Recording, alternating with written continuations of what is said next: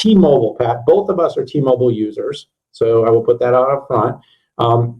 T-Mobile this week, there's been details emerging, but very little comment from the company about a hack which they believe could impact more than 100 million T-Mobile USA customers. It was first reported in Vice that there was a dark web, basically post that said something they were selling using Bitcoin, a subset of data that was available from this hack. Now, a little bit more on the hack is that it's interesting because 100 million personal records, a lot of our records are already out there. If you've been breached, you probably found out in one of these breaches or another you're in them.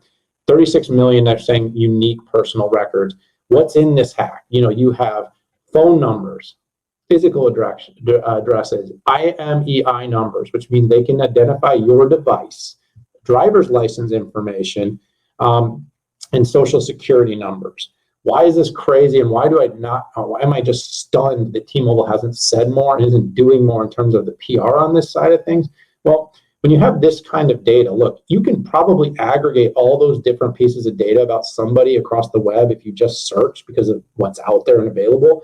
But having that set of data together basically gives the ability for things like spoofing a text message from T-Mobile to think, hey, I want a phone upgrade. You get a link in your thing that's a phone upgrade. Suddenly you've been hacked because they know your device information. They know your driver's license information. They know your name. They can create really authentic looking spoofing messages out of this. And things like that are really, really scary. So my feeling on this is, Pat, is that these hacks are going to happen. Big companies are going to continue to be vulnerable. T-Mobile may or may not be at any major fault of how this actually happened. Of course, there's going to be some fault identified of how this was happened, but every company is vulnerable. What I'm worried about and what I'll say to the market right now is T-Mobile needs to come out and address this in a very proactive manner. We've said that after SolarWinds. We said this after the Microsoft hack. We're going to say this here. I'm worried that T-Mobile isn't saying more with such a big data breach in play and such an opportunity for hackers to take advantage of this data.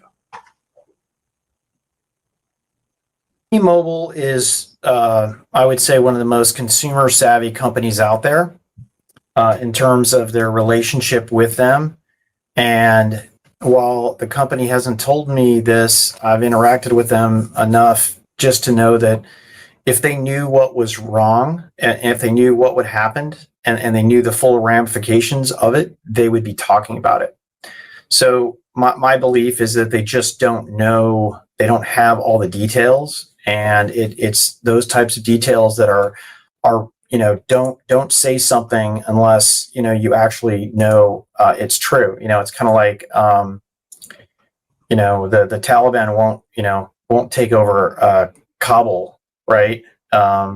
Because they have 300,000 troops, and they have 300,000, and the Afghanis have the other way around, have 7,500, and it's just like, don't say something unless you've got your facts straight.